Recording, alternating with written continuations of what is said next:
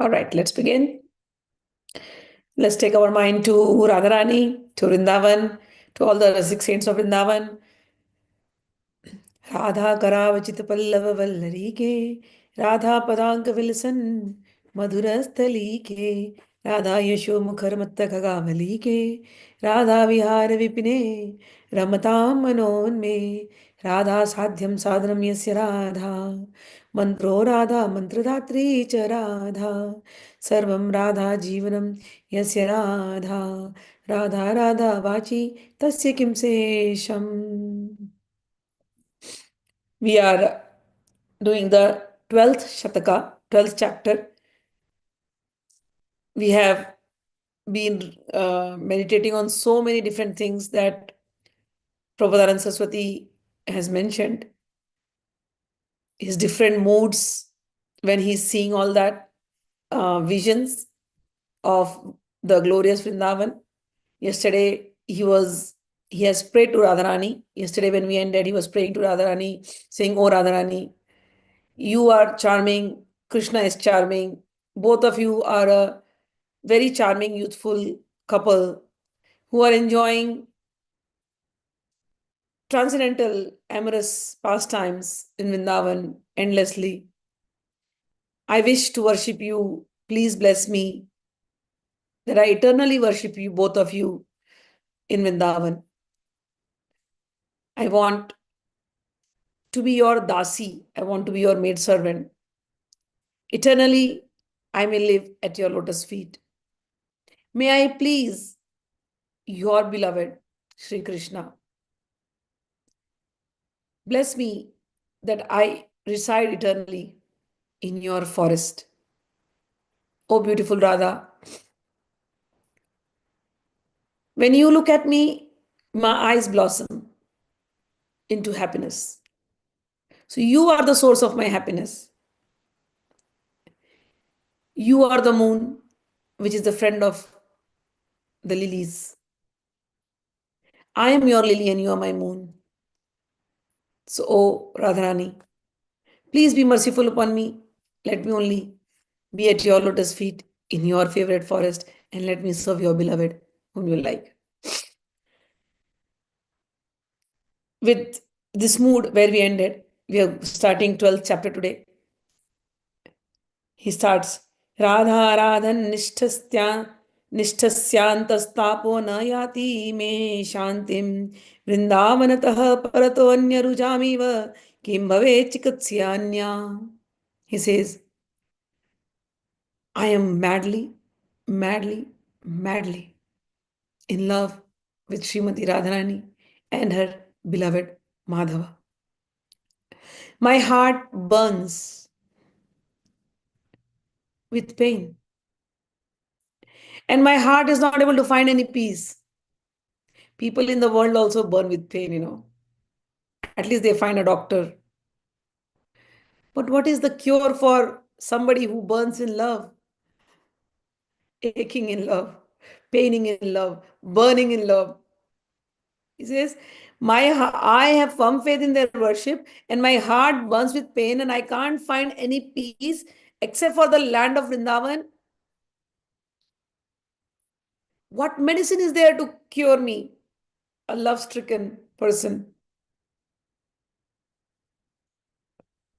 The pain of love and the pain of separation. He is elsewhere mentioned. I am not able to see you, Krishna. I've been calling you so much. But I understand you're not coming to me because you are busy with Radharani, mostly in Vrindavan. So at least grant me to be in Vrindavan, which is your place. I'm so much in love with you. Even if you both don't come, no, at least allow me to be in Vrindavan. Let Vrindavan never go away from me. I have no cure because I've become, because I'm suffering from the ailment of love. And there is no medicine except for Vrindavan. Shri Radha माधवयोर्यथा कदाचिन् Shambhavi विरह तद्रस वृंदावनयोस्तथैव परमो विना bhavah. As Shri Radha and Madhav cannot be separated ever, Similarly, the nectar of their love that flows in Vrindavan cannot be separated too. So Radha Krishna are always together, and the nectar of their love and Vrindavan is always together.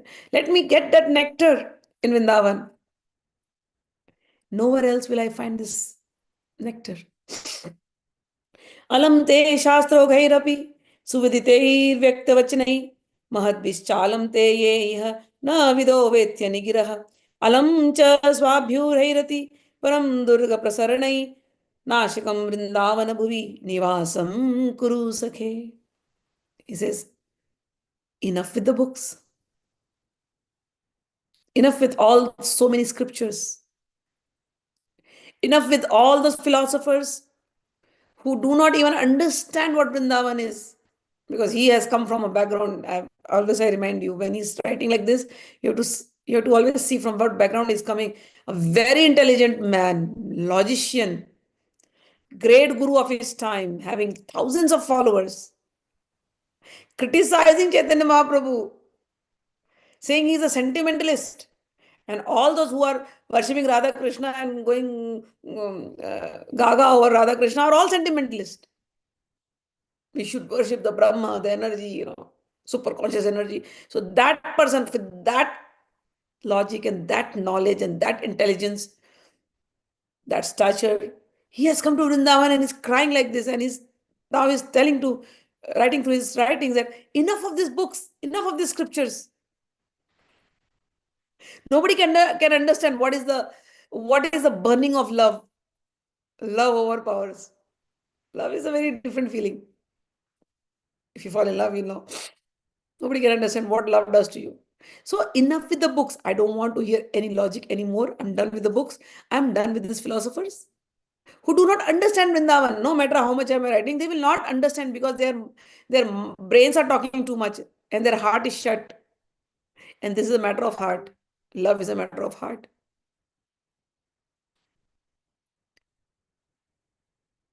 I am done. Enough of getting tangled in this big web of logic.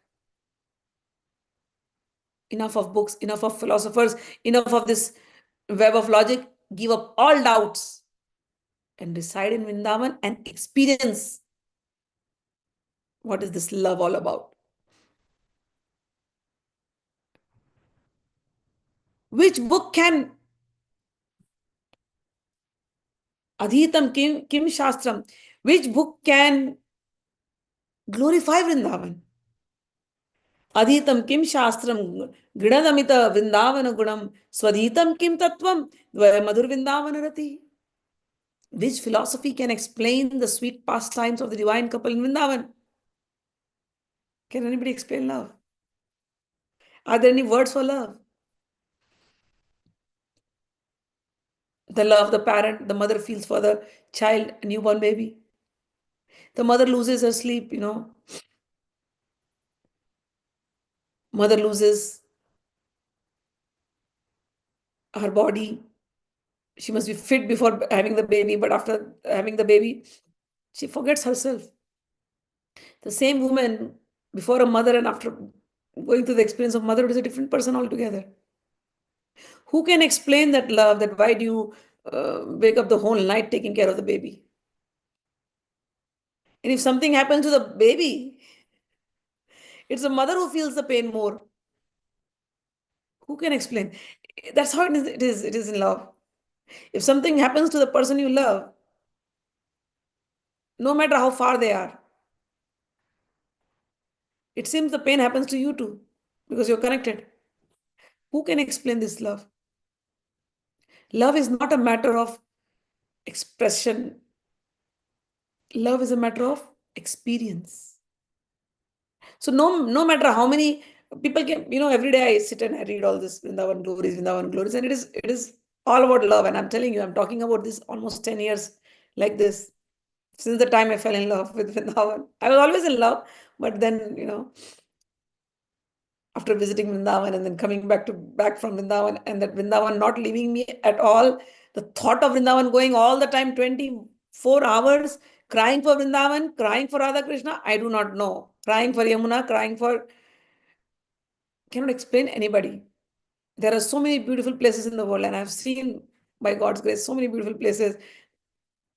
Maybe if people start comparing, oh, what is there in Vrindavan?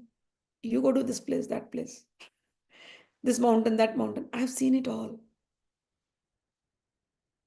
I've been to the best of the tirthas, pilgrimages in India, seen length and breadth of India. I've been to the best of the mountains, best of the lakes, best of the waterfalls, wonders, natural wonders, everything on one side and Vrindavan on one side. If somebody asks me what I want to do in my life, I'll tell you, just close my eyes and be in Vrindavan. That's all. Who can explain what is there? Doing nothing, maybe. People may ask, oh, what sadhana will you do in Vrindavan? No, you don't have to do any sadhana in Vrindavan. Vrindavan is the fruit of your sadhana.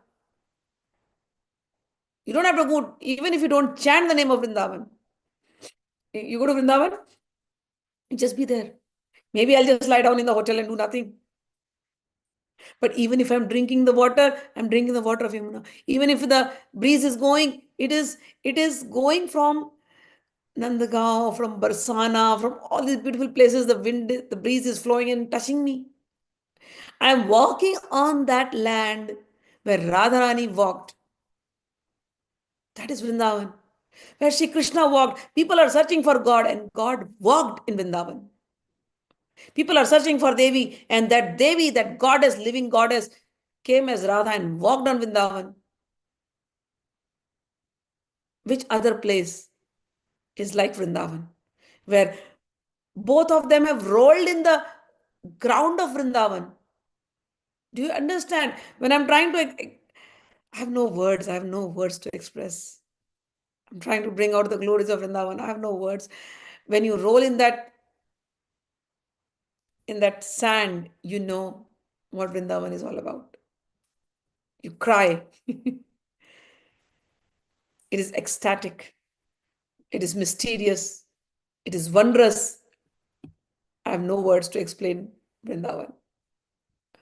And then when you come back, you have all these memories of Vrindavan. It never leaves you. Vrindavan always, always, always stays in your heart. This is Vrindavan.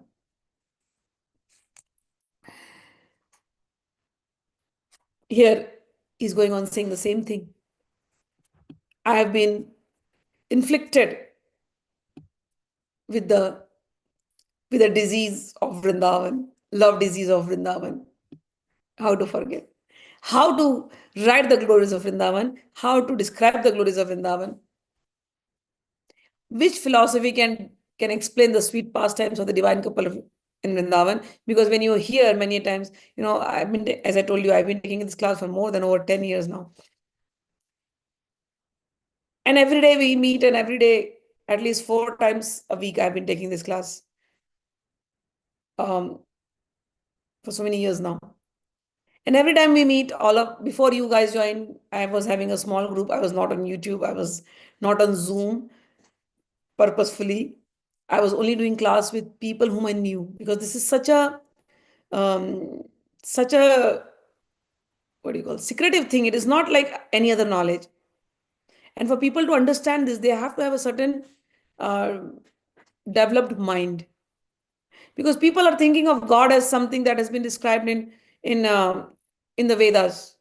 God is, ask people, they say, I want to see God, but for them, God is unreachable. They feel God is, can you tell me one thing, how you can reach God? There are so many conditions given in our Vedas, so many rules, regulations, do's, don'ts given in our Vedas, in the Upanishads, that it almost seems that God is unapproachable. But in Vrindavan, it never seems like that. Everything in Vrindavan reminds you of Radha Krishna. Not even for a second, Radha Krishna go away from your heart. Every day, in fact, my family used to, they have heard my classes because when I used to take with my other sakhis, they'd be laughing at me. Oh, 3 o'clock. So because here it is afternoon time. So I used to take these classes, and all my Sakhis would come. Sakhis means people like you.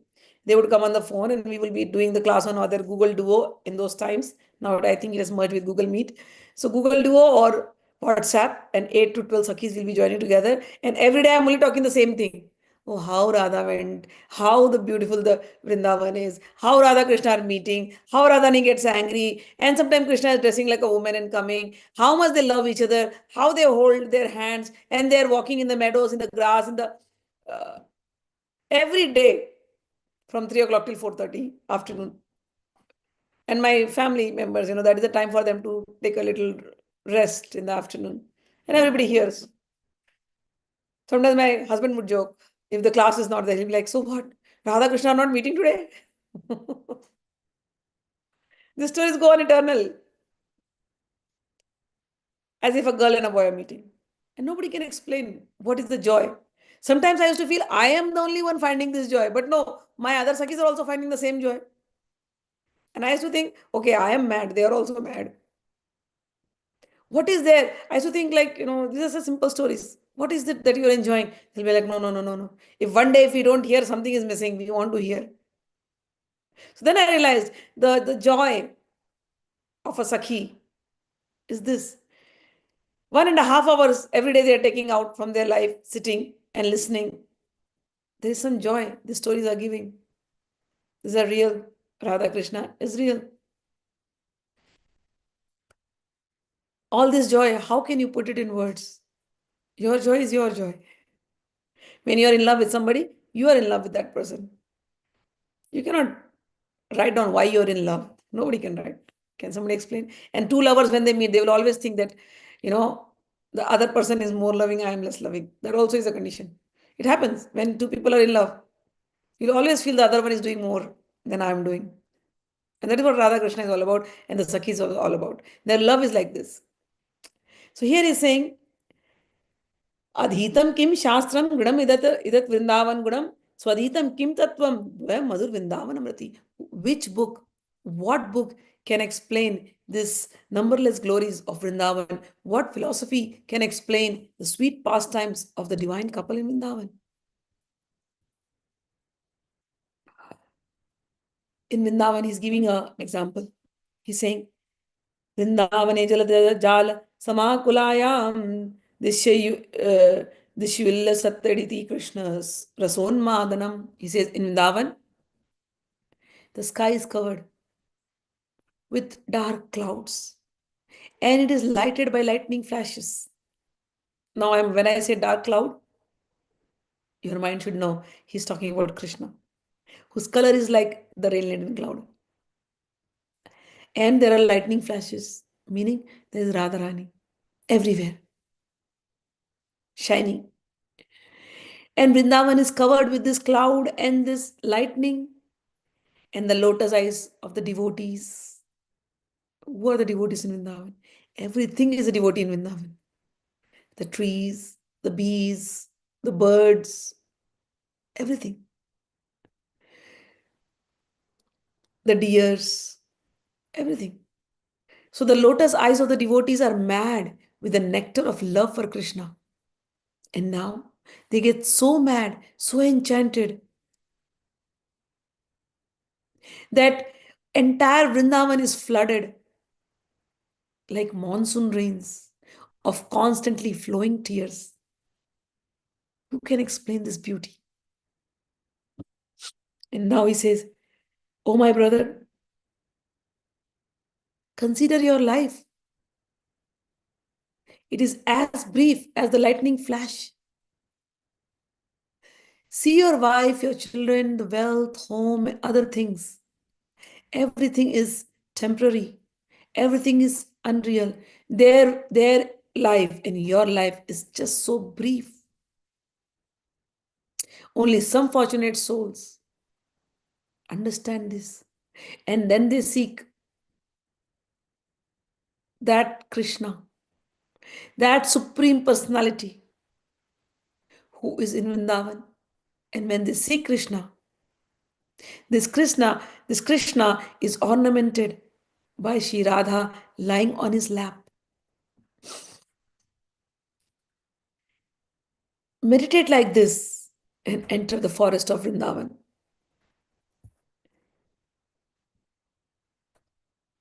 He says now, Nemadhura Vrindavan Manu Sakrit Yasyahi Shirasa Vaikunta Kunti Kritakathinama Ye Nivasati Pravishetad Yenojjvala Madana Gopala Badanam Ambujam Drigabhyam Pitam Tamiha Khul Khalu Radha Kripayati.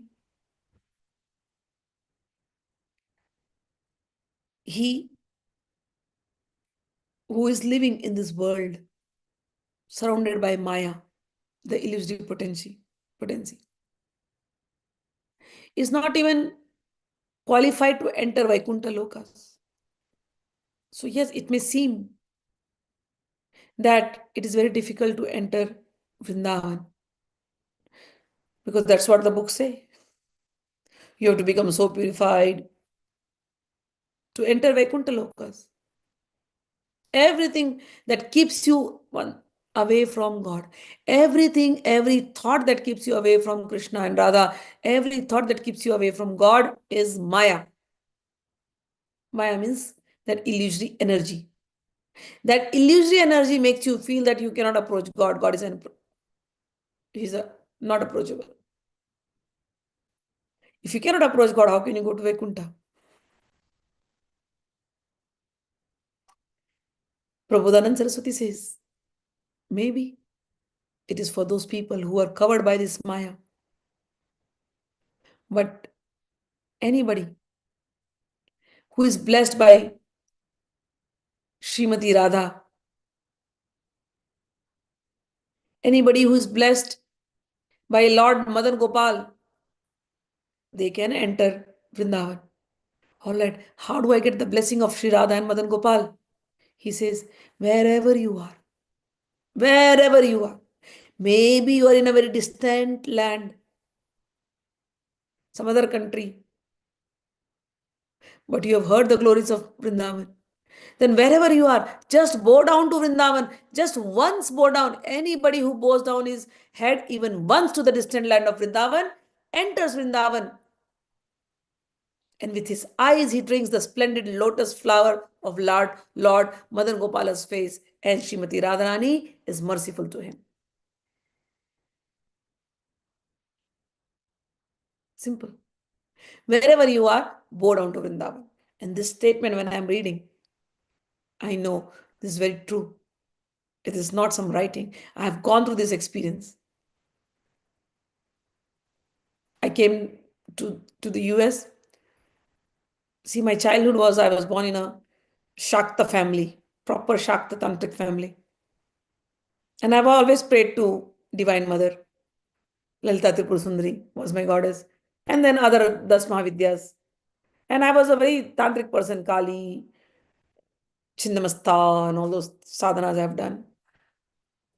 For me to, Krishna was, Krishna's picture was there in our house, but he was not worshipped. All our worship was only tantric puja. Krishna was not worshipped. Krishna was worshipped only on the Janmashtami day. And that also we used to celebrate as Kalashtami, birth of Kali. Because that's how it is. Both were born together. The brother and the sister were born together. The sister came first and then the brother came. The sister came first and she has to spread her illusory energy so that the brother means Krishna, can perform all his things that he is doing. So for the Shaktas, the same night of Janmashtami is Kalashtami. Same night. Both come together, both descend on the earth together. So I come from that background. And then suddenly at the age of 25, 26, I was introduced to Bhagavad Gita in detail. And then slowly I started chanting the Mahamantra. And then I started falling in love with Krishna. I kept on ignoring. I kept on ignoring the call of the heart. No. This is just an illusion. Bhagavati is the supreme. Nobody talks to me like this. Yes, I like Krishna, but everything is goddess. Without goddess, Krishna is nothing. I have argued all that same way, like how people do. But the love went on and on and on and on and on. Because in my heart, even though I was praying to Bhagavati, I was always saying one thing: I want to experience divine love. I really want to experience divine love. So every time I'm praying to Bhagavati, I know she can give Bhog and Moksha. She has given, I used to ask things also, whatever I wanted. And in the end, I used to say, but Bhagavati, I don't like asking you anything. I've heard it from my gurus, Yogananda, Paramahansa Yogananda. I was reading Paramahansa Yogananda. And in one of his book, he said, don't ask the gifts, ask the giver. And that just stuck in my head. Don't ask the gift, ask the giver. You should read Paramahansa Yogananda's books. They're so filled with love. He ignites the fire of love. So I used to read that, and then at the same time, I'm doing my tantric sadhanas, which are making me do, ask things. And then I used to feel guilty in myself. Why am I asking things? Why am I asking things? I should be only asking for the love, the divine love. There was a book called Divine Romance written by Paramahansa Yogananda. That book had a great effect on me. And then at the same time, I was reading Ramakrishna Paramahansa's Kathamrita. All these books were having, effect on me. So one point I'm praying, okay, Lalita Tripura or any other Kali or whatever sadhanas my father used to give, and I used to ask things. So asking was happening parallelly. I would feel guilty. Why I'm asking? Why I'm asking? Why I'm asking? When will my love become pure? When will my love become pure? And then I used to pray to her. Please make my love pure. Please, I want to experience the divine love. What Yogananda is talking in his books. I want to experience the divine love. What Ramakrishna Paramahansa is talking. Kanchan Kamni se dur raho. Stay away from lust and greed. Please, I want to experience that. I went to the point, some craziness, I'll tell you, because I wanted to just experience this. I went to Dwarka with my parents. Full time, I'm only chanting Hare Krishna Mahamantra. Every place I have only said, I want to experience that love. I want to experience that love. Nothing else I want. Right now, I am not pure. I know I'm asking you things, but I want to become that bold. It requires, I tell you, it requires some Shakti, something. But I was chanting the Mahamantra very sincerely, and praying this. Even I was doing my Sri Vidya and only asking for divine love in the end. And the prayers actually maybe cleansed my heart, purified me further. My consciousness started purifying, I would say. And then at the same time, I was reading the literature by Prabhupada, Srila Prabhupada. I had a friend when I came to the US. She was a Jewish lady. Her name was Barney, but her other name, Indian name, initiated name was Vani Mataji. So I was doing this class with Vani Mataji, just me and her for many years, almost many years we did. And we read all the books written by Prabhupada, all the books. And so reading those books were also having some effect on me. Pure love, pure love, pure love. And I remember I read the book called Krishna, given by Prabhupada, where in that book, Krishna, it only covers the 10th canto of Srimad Bhagavatam. I had not read the Srimad Bhagavatam, but this 10th canto stories I started reading. And in that stories, I read about Ras Leela. I still remember I read the story, and that night I got a dream of Ras Leela, first time in my life. And in that dream, I'm there. And that dream was so real. It didn't feel like, okay, I'm dreaming, as if I'm there. The next day morning, I got up, I called my friend Mataji, and I said, Mataji, I just saw this dream. It was so real. I just felt I see everything now, so many things. And I saw Vrindavan. Until that day, I'm telling you, I had never been to Vrindavan in India. Never been to Vrindavan. But every time you read the books, you hear about the Vrindavan. My imagination, I could not even imagine how Vrindavan looked. Because right now, we are, at least we can get some imagination because we have so many YouTube videos. People go to Vrindavan, they click pictures in Instagram. There are so many reels. Now at least you can see something of Vrindavan. Now you know something about Vrindavan. In that time when I came to the US, we were not so well connected. There was no Facebook. There was nothing, no YouTube. Totally disconnected from India. And while I was living with my parents, I had not been to Vrindavan at all because my parents were not Vrindavanis. They were not Krishna devotees. They were Devi devotees. I had been to all the Devi places, but not to Vrindavan, except for Dwarka. I had been to Dwarka. That too before coming here, before coming to the US. But when I came here, the more I read about Vrindavan, the more I thought about Vrindavan. I wanted to so desperately go to Vrindavan. If anybody spoke about Vrindavan, my eyes will be immediately filled with tears that when will that day come that I will go to Vrindavan. So when he says, even, you're living in a far distant land, but if you bow down to Vrindavan, Vrindavan acknowledges Lord Krishna knows, Radharani knows, and I used to only do that sitting here in America every day that please call me. I want to come to Vrindavan. And it seemed almost like an impossible task because we came here as an immigrant.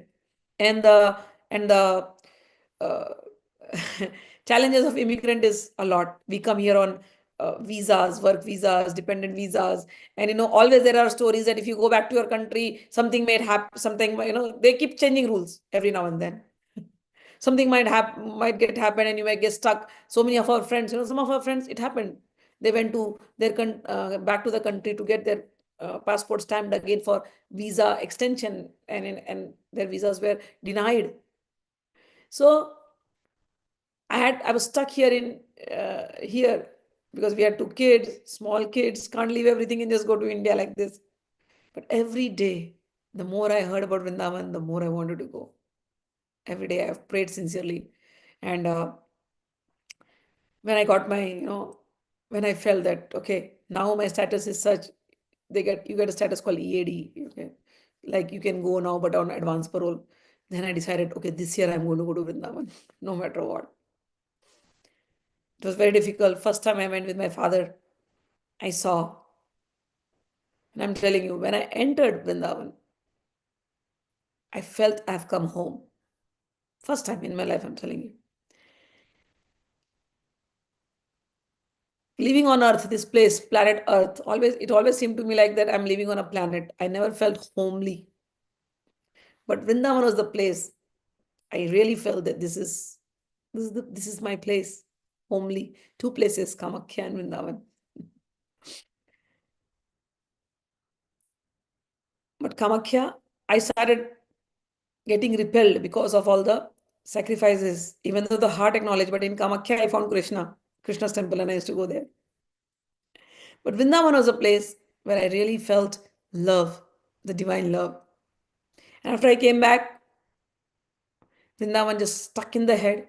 Vrindavan just stuck in the heart. I'm doing whatever work I'm doing here, sitting in America. My body is here, but my mind is in Vrindavan. And I'm telling you, even till date, it's the same story. I don't forget anything. If I close my eyes, I'm right near Yamuna. Even if I go and see any riverside, any stream, any water body, anything I see here in America, everything only reminds me of Vrindavan.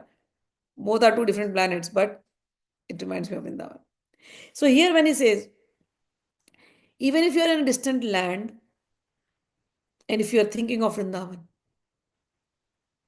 Vrindavan acknowledges. Vrindavan will call you. Radharani's mercy will flow. Shri Krishna will call you. Shri Krishna loves Vrindavan dearly. And he loves all those devotees dearly who love Vrindavan. So these three are connected. Till that time, I'm telling you, I did not know what Sakhis are. I did not know Sakhi Bhav. Everything Vrindavan gave me. The teachers in Vrindavan gave me, the acharyas, the saints I met.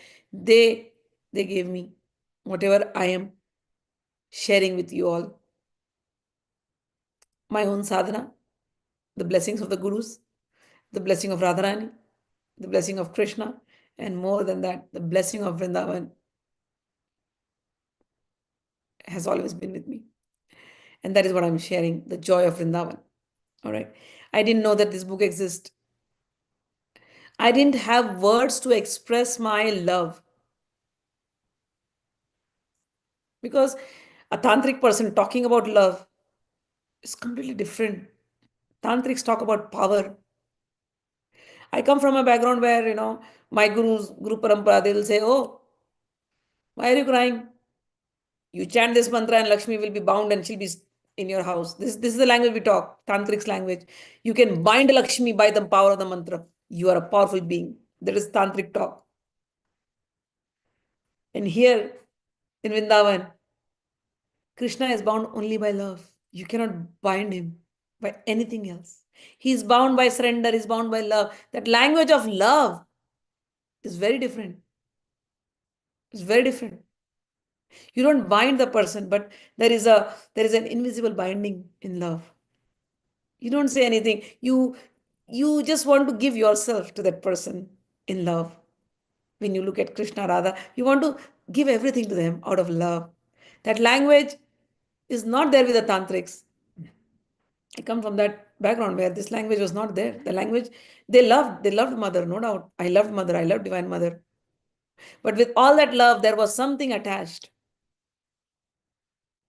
But loving selflessly,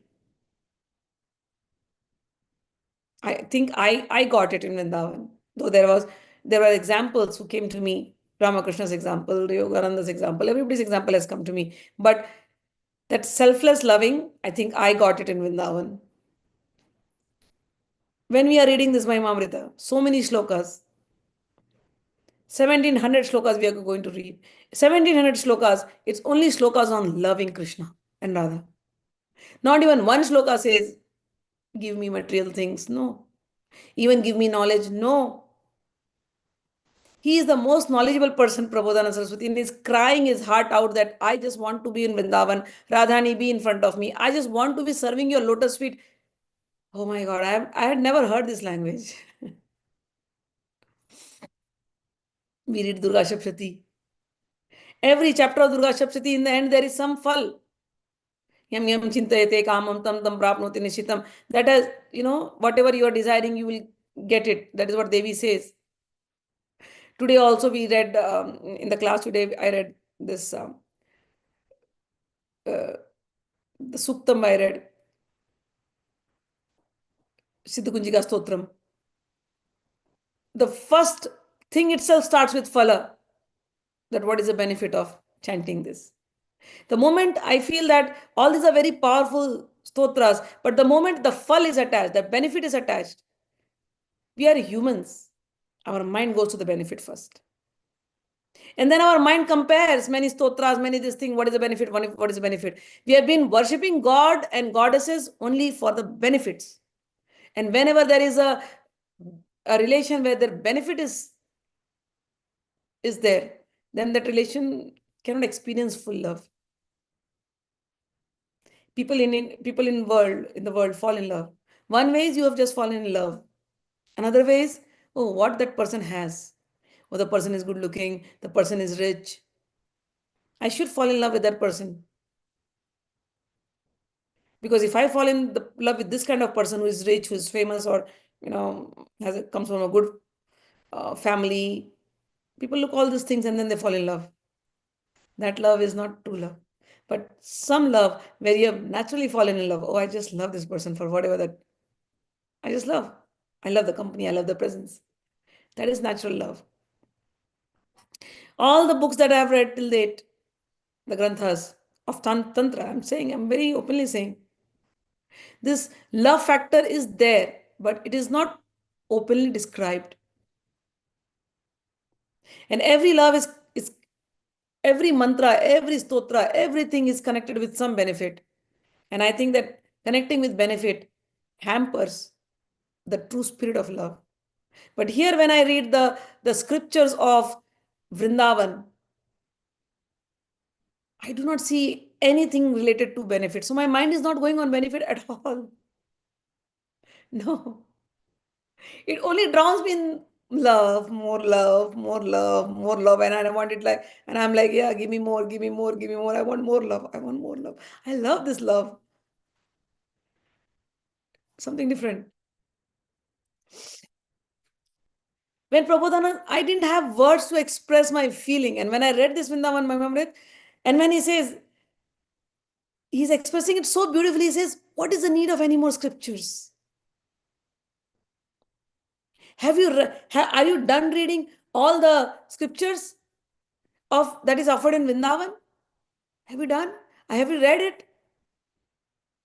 The scriptures of Vrindavan, what you will not get anywhere else. The books written by Rupa Goswami explaining that love, you will not get it anywhere else. The love of the gopis are described in these books. You will not find anywhere else. And then you relate. Yes, love is like this. Your gopis, these gopis become your best friend. The Sakhis become your best friend. And all this happens, I think, yeah, you have to crave for that. You have to crave for the love. Vrindavan came to me because of the mercy of all the gurus. I craved for love, divine love, pure love, pure love. All I wanted to see was pure love. The love of God, like Ram Krishna had, like my Gurudev had. I wanted a love like that. The first love, I always say, first love you experience from the mother. And love comes to completion when you find a life partner, as you say, in our world. Your significant other, or your soul flame, your twin flame, as they say, soulmate, twin flame. People say, right? All these words. So your first love you experience is from the mother. And then you keep looking for love, don't you, in the world also. And then you're looking for some significant other where you can experience that love, completion of that love. So for me, my first love was with Lalita Sundari. She's my mother. And the completion of that love was in this conjugal love with Sri Krishna. And in that also, the highest love which the Sakhis display, which is they don't want anything. They just want to serve Radha and Krishna. This kind of love I've never heard of. It was in the heart, but the words were given through these books of Vrindavan. So here in this sloka, he says that anybody who lives, even though in a distant land, if he bows down his head once to the distant land of Vrindavan, he definitely enters Vrindavan. And then with his eyes, they drinks the nectar of the lotus-like face of Madan Gopala. And Radharani is merciful to him. And then he goes on in his own mood. He's like, when will that day come that I will live in Vrindavan? I will serve Shri Shri Radha Krishna. And I will gaze at the eyes of Radha Krishna to my heart's content. I will leave all the attachment to this meaningless dualities of the world. Even if I am tormented, I will not complain. I will become friendly to every living entity and fulfill my heart's desire. What is the desire of a devotee? Or what is the desire of a lover? Forget about devotee. There are so many devotees. There are Hari Bhaktas. They are doing devotion, but they are doing devotion to get Vaikuntha. But what is the heart's desire of a lover? The lover only wants to keep looking at the person whom he loves. He says, I just want to keep gazing Radha and Krishna. The purpose of residing in Vrindavan is to look at Radha Krishna. He goes on giving examples in slok number 9. I want to live in Vrindavan with that feeling, just like a newborn baby. He craves for the mother. Just like the newborn baby is craving for the mother. I want to live like that in Vrindavan. Just like guests come to a house and they know that this house is not mine. Similarly, I want to live in this world like a guest and knowing that this is just a momentary place to live. Knowing that I will live in this bodily house also. If somebody behaves inimical to me and shows his enmity, I will not feel bad because what to feel bad about? This place is just a guest house. This body is a guest house. This place is a guest house. And if somebody has told something to this guest house is going to get burned one day. I don't want to feel bad about any hurtful words. I will live like a dear friend to everybody. I want to live in Vrindavan with that motherly feeling to every creature of Vrindavan. I want to live in the Vrindavan like the chakora bird on the trees and vines. who are constantly looking at the moonlight face, or whose mind is constantly gazing at Radharani's beautiful toenails, which appear like 10 moons shining, as if 10 moons have just come down on earth. So I want to become the chakora bird on the tree, and I will look at Radharani's lotus feet and those 10 beautiful moon-like nails. In this manner, I want to live in Vrindavan. May I live in Vrindavan? Now, Shloka number 10 he says, now that I am the servant of Vrindavan, my heart feels as if it is filled with great monsoons of nectar, floods of nectar, waves of moonlight. My heart is filled with the currents of the celestial Ganges. My heart is filled with the sweetest honey and an abundance of fragrance of camphor.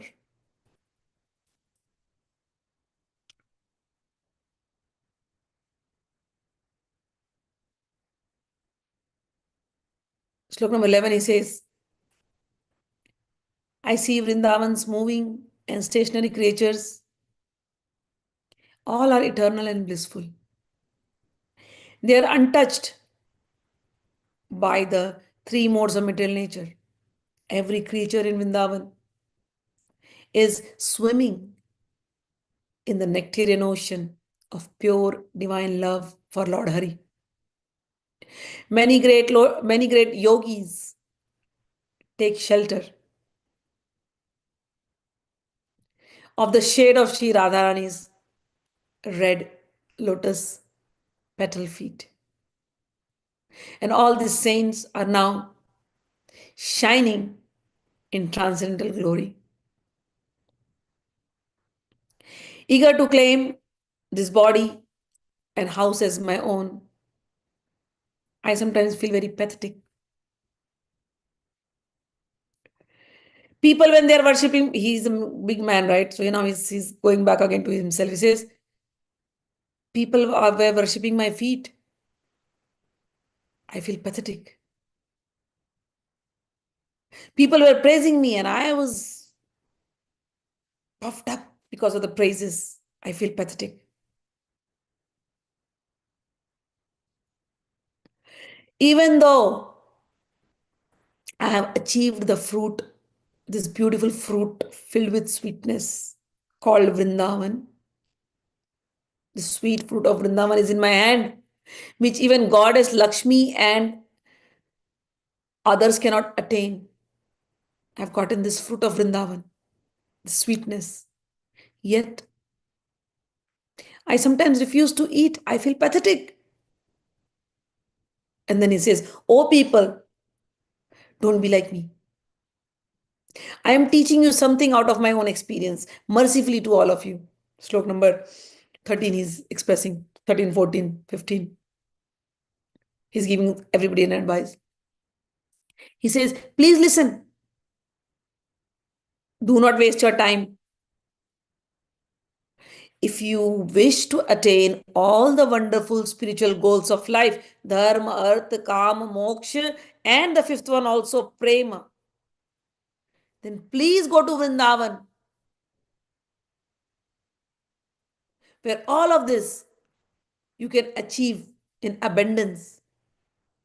And to top it all, there is my queen Radha, who can remove all your fear. So, people pray to Devi. She does Abhay. Oh, do not fear, do not fear. He says, do not fear, come to Vrindavan. That Devi whom you are praying has become Radharani here. And she's playing with Krishna in this beautiful land of Vrindavan. She doesn't need anything, any arrows or any spears or any sword to fight. No, she has one beautiful lotus in her hand and she's playing with Krishna and they're both swimming in the waters. This is what is that Devi whom you are praying. That Devi who can give you dharma, artha, kama, moksha, she's doing all this thing in Vrindavan. So why are you wasting your time? Come to Vrindavan. You don't have to do any big anushtans, any big chanting, nothing. All you have to do is just chant Radha Radha. If you cannot chant Radha Radha also, just meditate like this. Everything in Vrindavan will remind you of them. So come to Vrindavan, oh friend, oh people, where there are independent pastimes and wonderful potencies, and where Queen Radha removes all the fear. Oh people, why should you leave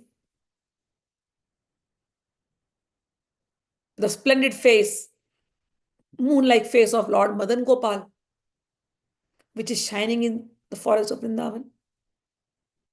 Please know that the supreme perfection that you're looking,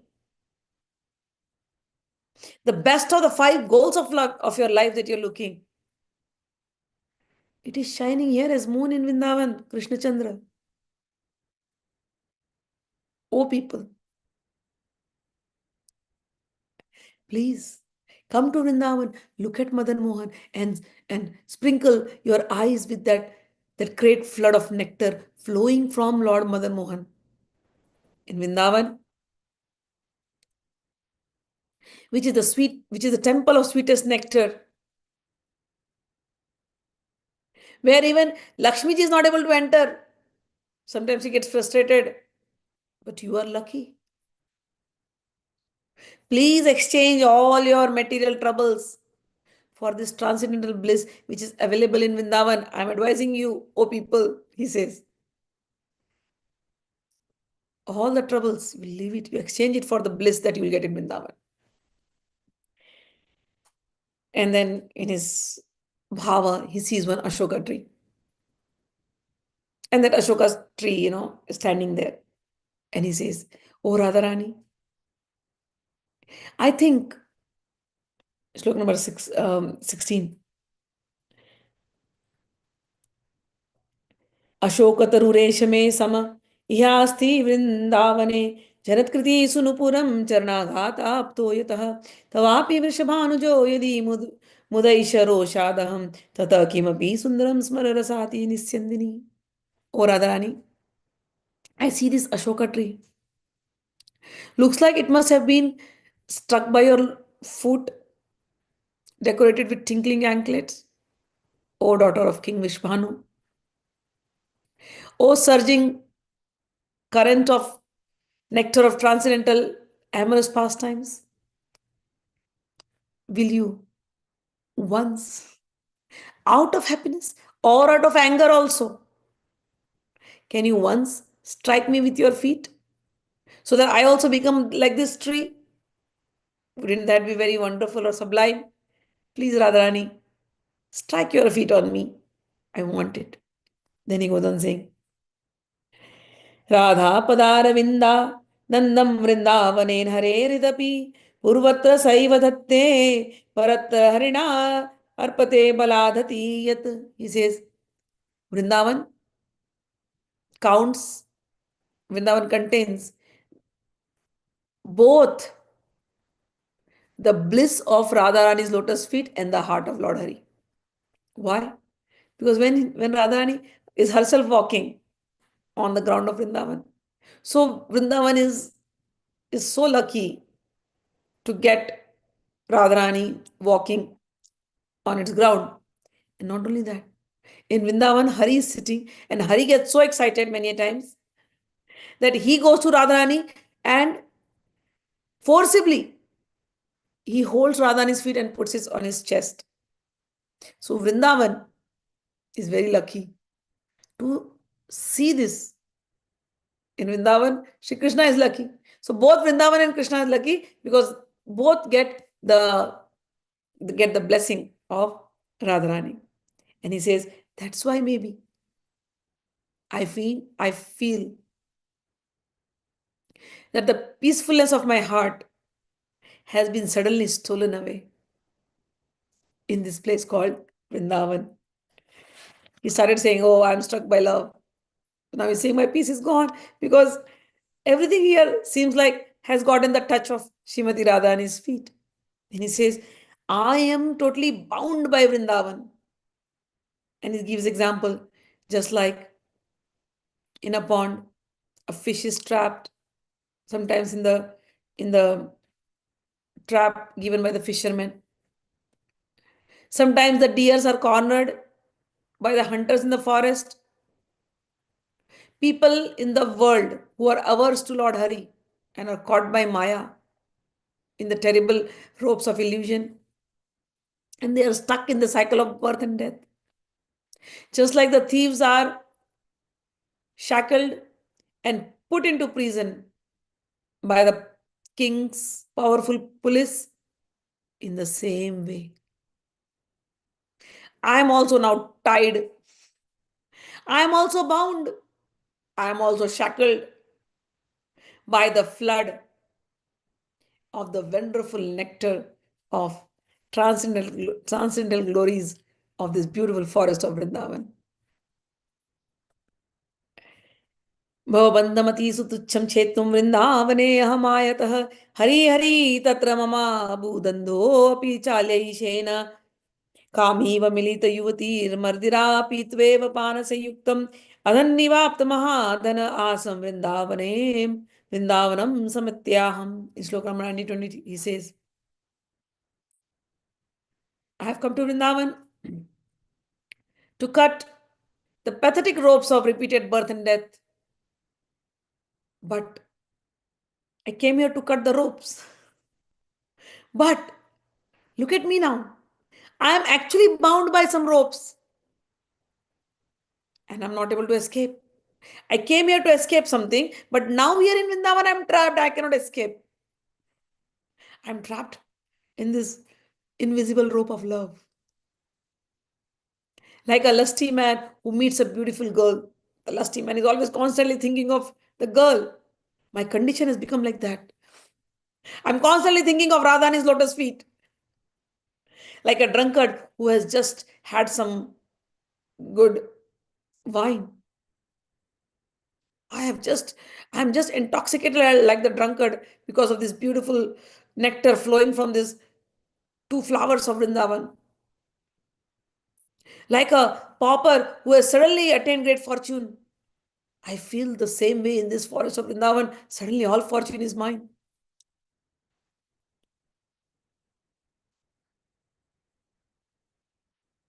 Shloka number 21, 22 is describing the Radharani's lotus feet and Radharani. He says, a certain young, golden, and sweet lotus flower girl who is very playful is moving around in Vrindavan. She's like a flower. And a certain black bee is now moving behind the flower. I have also become like a bee. And now I have landed at that flower's red lotus feet. Oh, lotus-eyed Radha, why do you anxiously gaze to the east? Go to your lover and remove his anxiety. Oh, charming girl, your face is beautiful like millions of moons. He's describing some leela. He's seeing all this thing and he goes on saying, Oh, Radha, why are you like this? Why are you not going to see Krishna? You rejected him with your harsh words. Your charming lover, dressed in disguise, has now come outside your palace. And he's singing in the voice of the cuckoo. He's singing your glories. In your heart, he's saying now, in your heart, please see the splendor of Vrindavan's God of love, which Sri Radhika Madhav drink with the cupped hands of their restless eyes. Slok number 25, 26. He describes the nectar.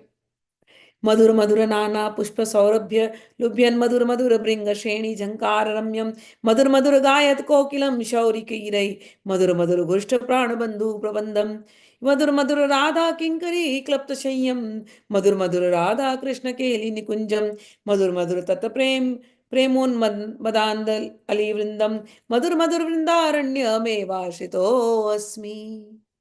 He says, I take shelter of this very sweet, Madhur means sweet, very charming, delightful.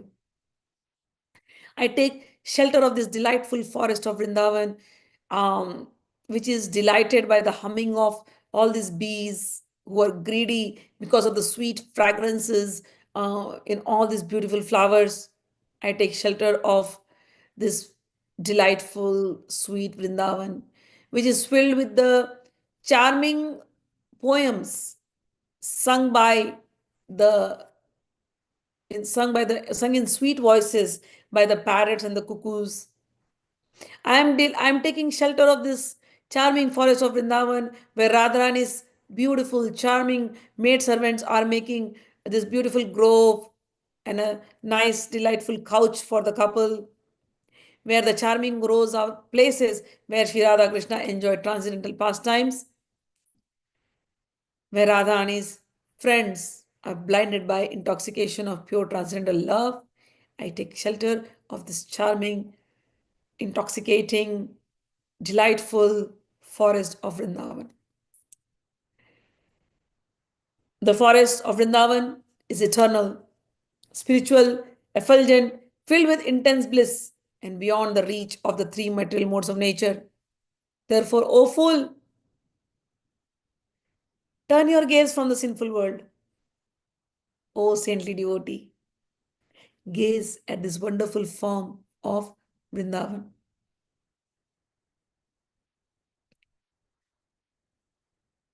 28-29, he's asking, Radha, why don't you show me your beautiful golden face, which are so charming with your knitted eyebrows? May Lord Hari, who in the forest of Vrindavan is sitting and he has placed Radharani on his lap. He's holding her chin and gazing at her face, and both of them are smiling at each other and sharing some jokes with each other. Let this beautiful vision, Radharani lying on his lap, him holding her chin, and then they are smiling. Let this vision appear before me. Shloka number 30. Shri Krishna said, "O Radhe, I think of you, and sometimes you're angry with me, but I always think of you. Please meditate on this black deer that is caught in the trap of the net of Radharani's love. And this Radharani makes him dance day and night in the forest of Vrindavan. See Radharani, Srimad Vrindavan, Rasamatta Radha Sadharana Ratimata, Shri Krishna, Ati Unmada Rati Trishne Leela Datte Smarana Sheela. Please meditate on this Radharani, who is intoxicated with the sweetness of Vrindavan. She is intoxicated with extraordinary love. The name Krishna, just the sound of Krishna makes her wild to enjoy the transcendental pastimes. She's expert in the battlefield of love. I offer my respectful obeisances to a beautiful dark parrot who is sitting on the unreachable top branches of a tall mango tree of the Upanishads that pleases the gopis. And this sweet dark parrot is binding Shri Radha with the ropes of intense love.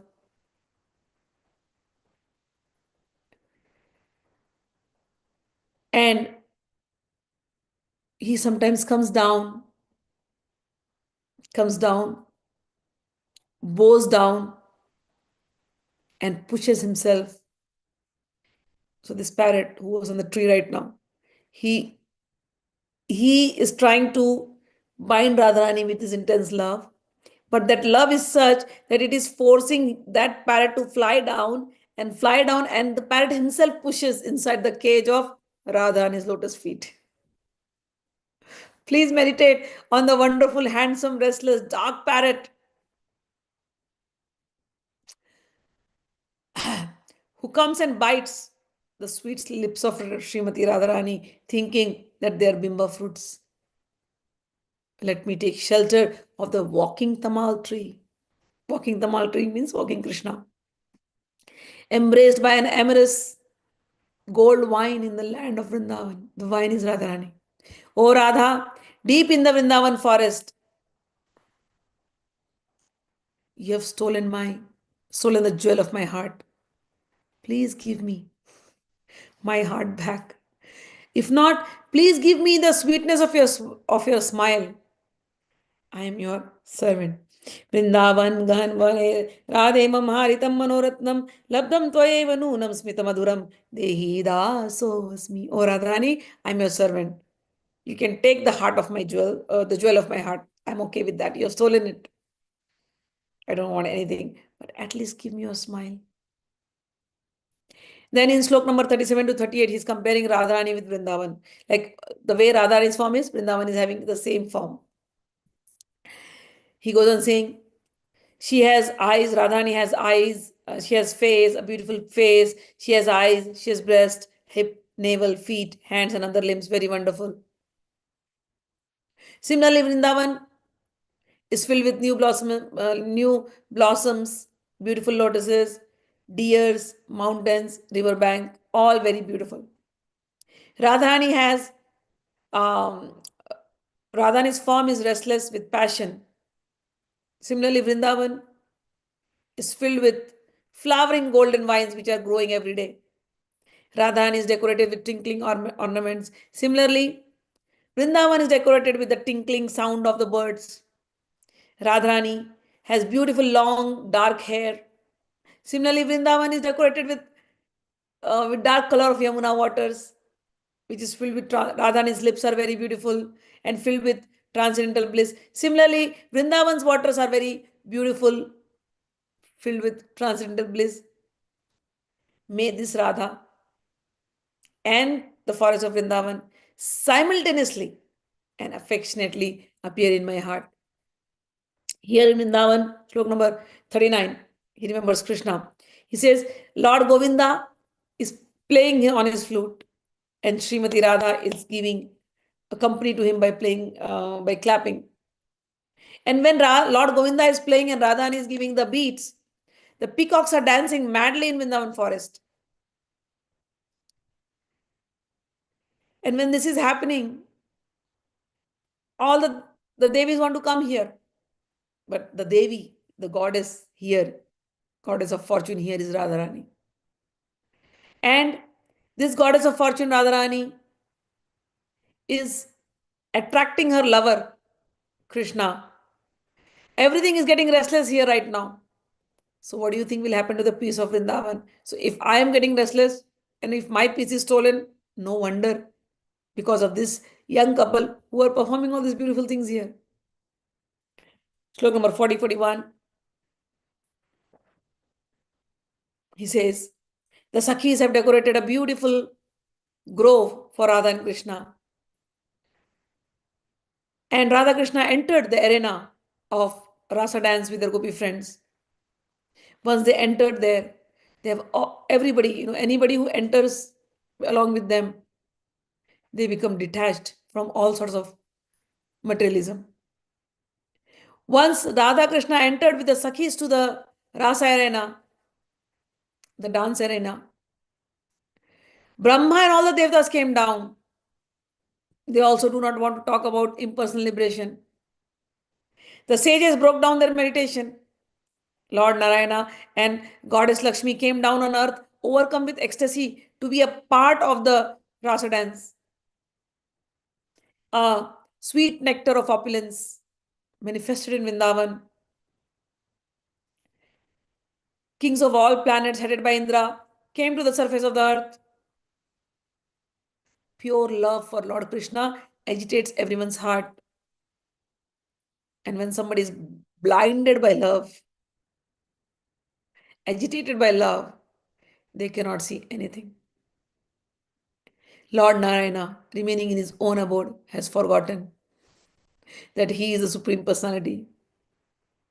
And Goddess Lakshmi is plunged deep into the love for Krishna. This is the beauty of Krishna, he says in slok number 42. When the Devatas and the celestial goddess are so intoxicated and so maddened and blinded, then what person in the three worlds would not engage his senses in the worship of Vrindavan, where the flooding streams of liberation everywhere makes one indifferent to liberation? Nobody talks about liberation here because there is so much joy here. In this place, so many Chintamani jewels are just lying here and there to fulfill your desires. In this place, all your enemies are at once destroyed. The grass is very beautiful. Every little grass is like a wish fulfilling kalpavriksha. Which person, sensible person, will not worship Vrindavan? Vrindavan is the happiness of all happiness, he says. 43. सौख्यानां सौख्यमेतं मधुरतरमिदं वर्यं माधुर्यतोऽपि स्वाश्चर्यानामिदं स्वद्भुतम् मखिलं श्रेयसां श्रेय एतत् दिव्यानां दिव्यमेतत् सदखिल चिदचिद ज्योतिषां ज्योतिरेतत् यद्वृन्दारण्य नाम स्फुरति रसमयं Radhika Krishnadham. Vrindavan is the happiness of all happiness. Vrindavan is the sweetness of all sweetness. It is the most wonderful out of all wonders. It is the best out of all that is best. It is the most beautiful out of all that is beautiful. It is the most splendid of all the spiritual and material splendors. In this way, the forest of Vrindavan, the nectarian abode of Sri Radha Krishna, is splendidly manifested.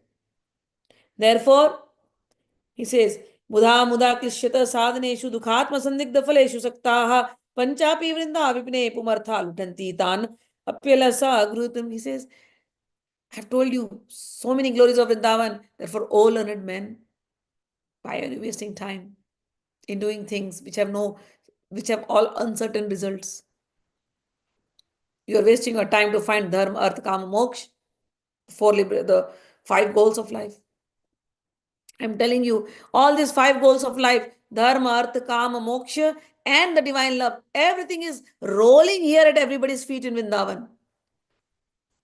And one can easily grasp them without doing the hard work that you're doing in anything else. So, oh learned men, why are you taking so much trouble for uncertain results? Come to Vrindavan, you will find everything.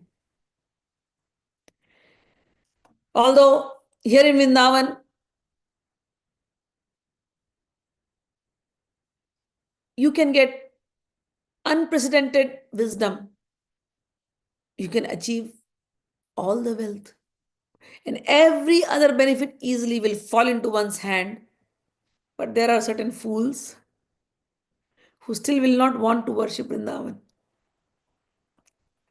This Vrindavan, which is worshipped by great sages, only fools will deny Vrindavan. He says,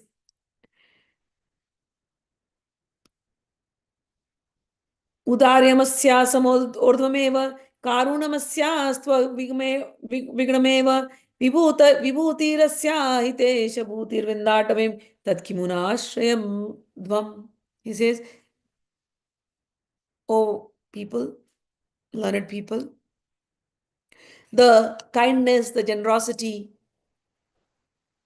of Vrindavan is limitless. And Vrindavan is superior to everything. There is nothing equal to Vrindavan, unequaled superiority. It has. And the splendor of Vrindavan is the splendor of the smiling Krishna. So why do you not take the shelter of Vrindavan? Oh fool!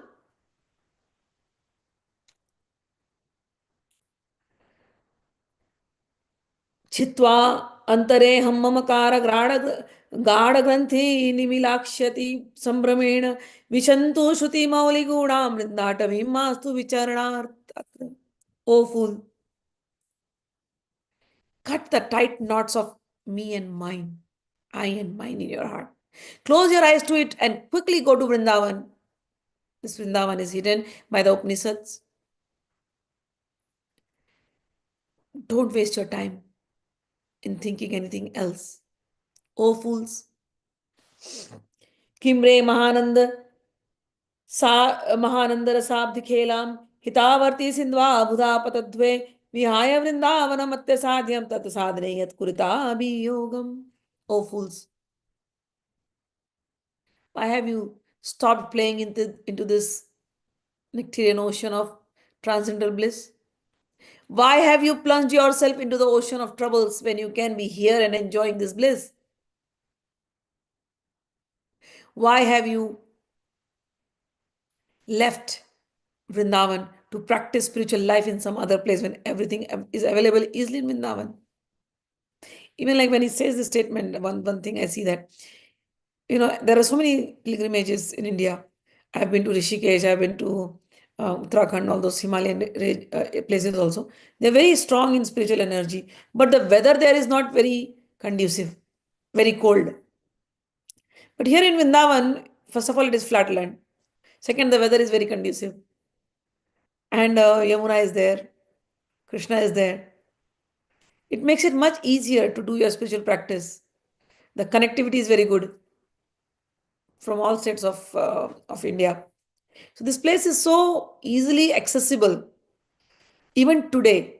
So maybe in that time also. And here he's saying, why are you putting yourself into ocean of troubles? Why are you leaving this Vrindavan and going to some other place to do, practice your spirituality?